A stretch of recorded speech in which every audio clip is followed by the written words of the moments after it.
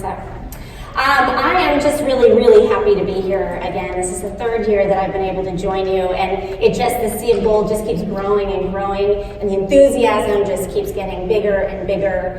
And as I stand here today, I have to say my primary role and job in graphic reporting for the last 3 years, I've owned a company called Frame the Messaging. But I came to it because it was something that I had been experimenting with and doing and wasn't really sure exactly what I was doing, but I was willing to play. And as I look back as to what would prompt me to put my toes over the edge and quit my full-time job and say I want to make a living of magic markers and white paper, it takes a lot of courage. I'm so frequently reminded, especially at events and moments like this, that when we play, we learn.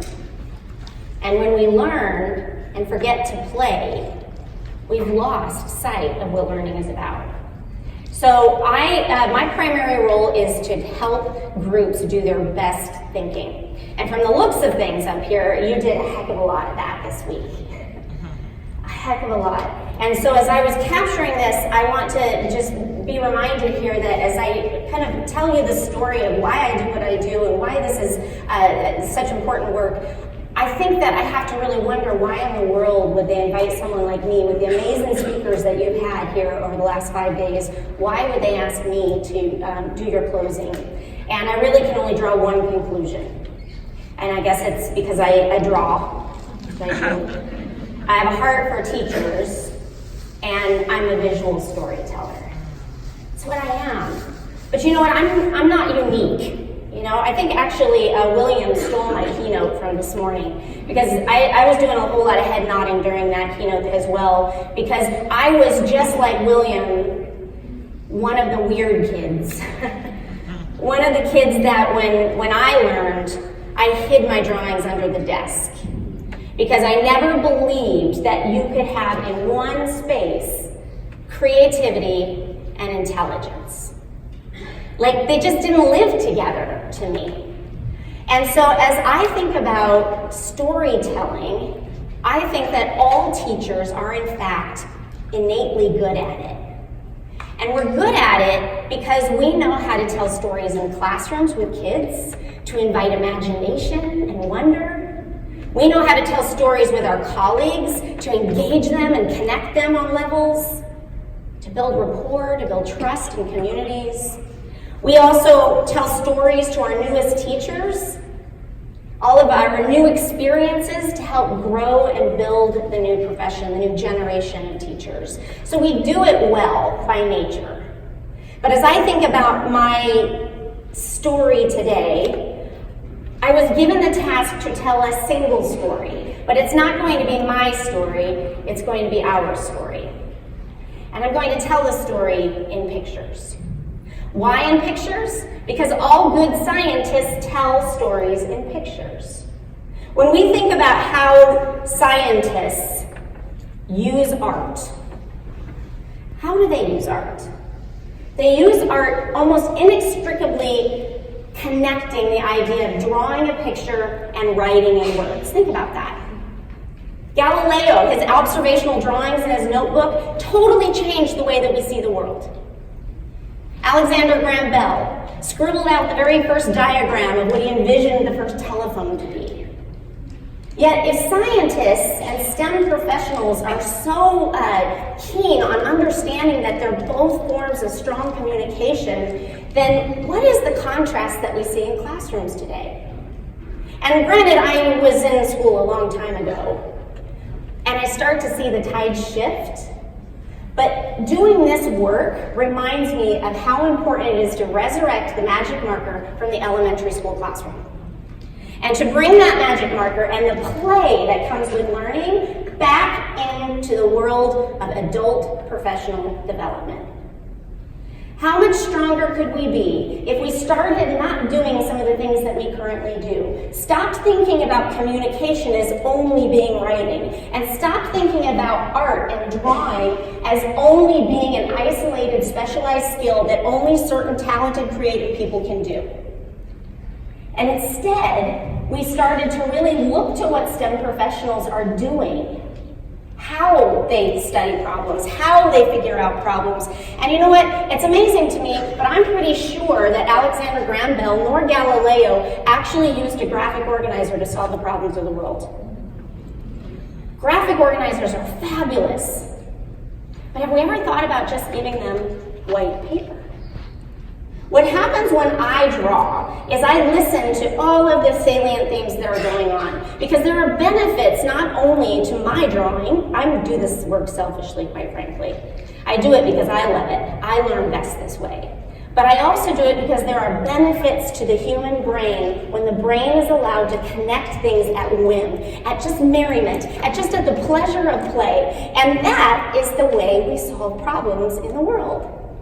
We have the freedom to draw things where we think they fit, where we think the connections lie. And then after we take some notes, when something else connects 2 or 3 days later, we have the freedom to go back and say, yes, that's what that was about. So I challenge you to model for your students what it means to not get up to the board or open up a journal and say, oh, I can't draw.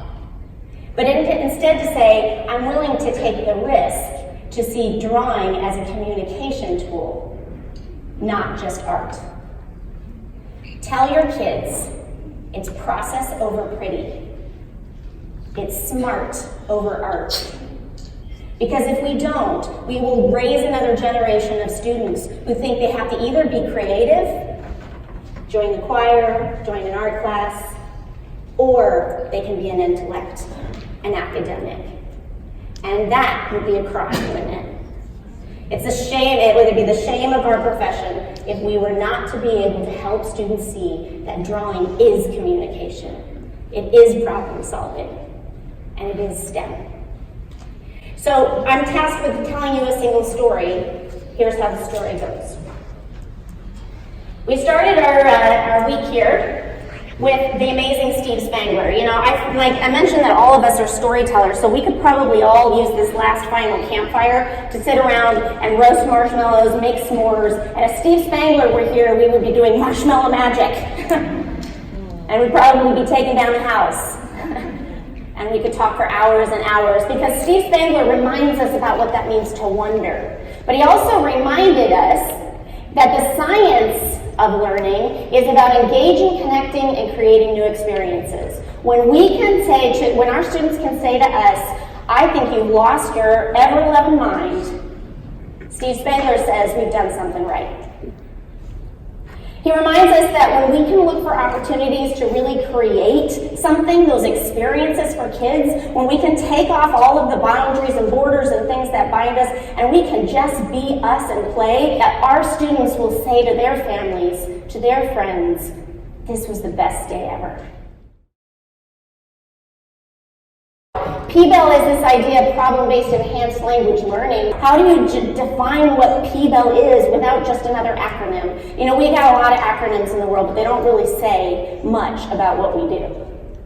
But when we can say that PBEL is something that we're committed to doing because it's rooted in the idea that students are empowered by that learning, that they're empowered not because we just give them free play, but that we find ways to link them to standards, to link them to language, to link them to content, and that when they have their best day ever, it's because PBEL is what we use to help support students in finding their best day ever.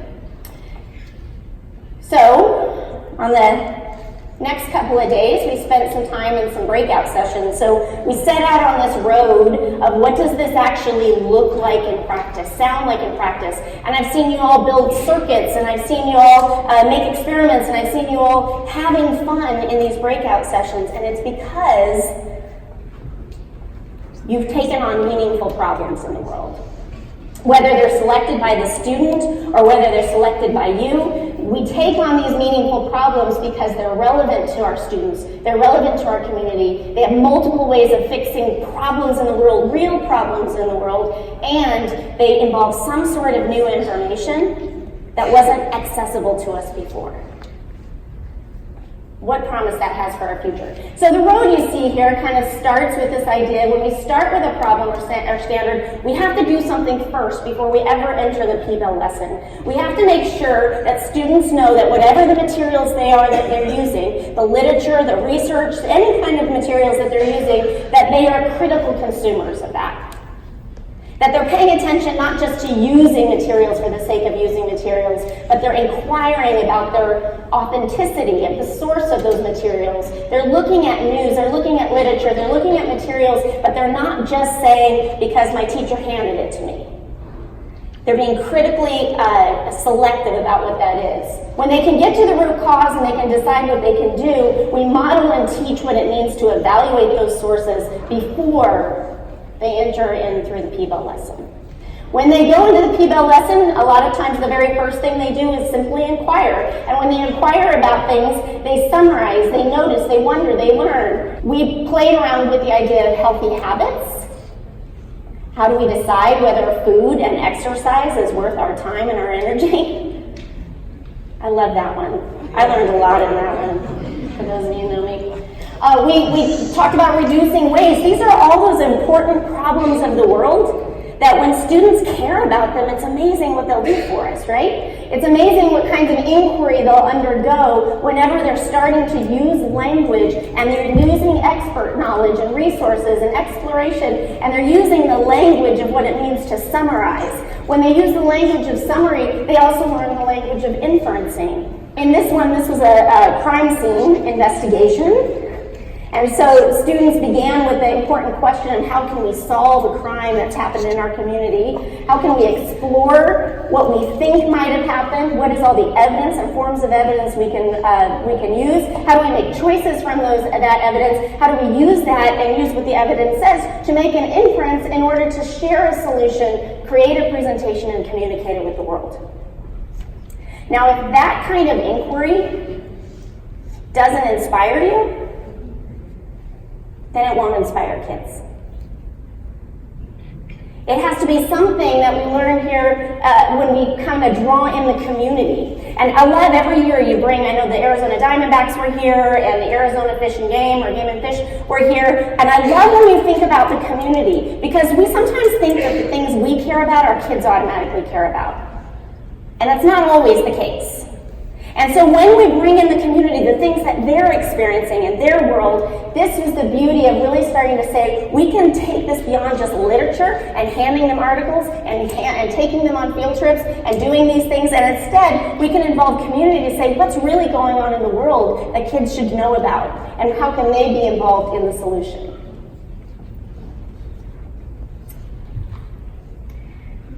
We used paper circuits to play and learn.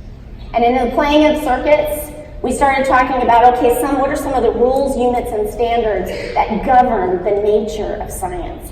Just flat out curiosity.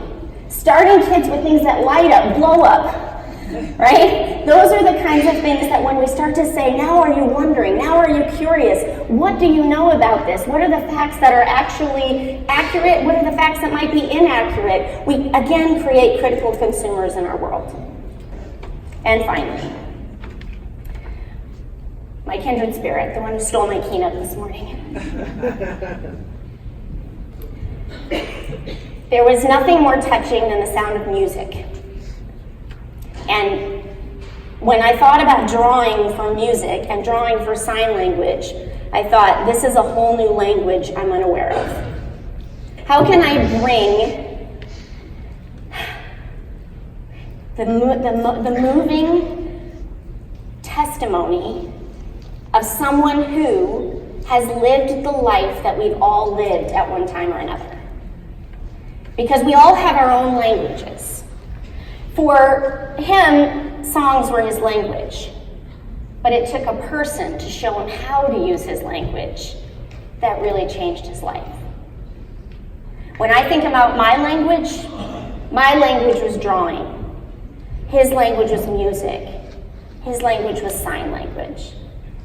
But all of the while, when I think about what teachers do and are called to do, is they're called to give every student, no matter what their language, no matter what their abilities, a little piece of their sky, a little piece of hope and promise, can-do attitudes, finding their sunlight, like Maui mentions. And when we do that and we show them safety, we know that they can undergo any raindrops that fall on their head. Because together, we teach. Let's say it together. Together, teach, stop complaining, love, dreams. We have a responsibility. And when we listen to the language of students, do you know that testing and putting boxes around student learning, we miss what they know. We miss what they know because we haven't given them the blank slate to say, show me what you know, point to it, explain it. What do you know? What would you like to know? And where can we go next to shape the world? And it just takes one teacher, one committed teacher, like those of you sitting here, to listen to that language that might be different than your own. I thank you so much for engaging with this kind of craziness. It's weird, it's different, but I challenge you to model this with students, and you will be blown away by what they know that you never knew.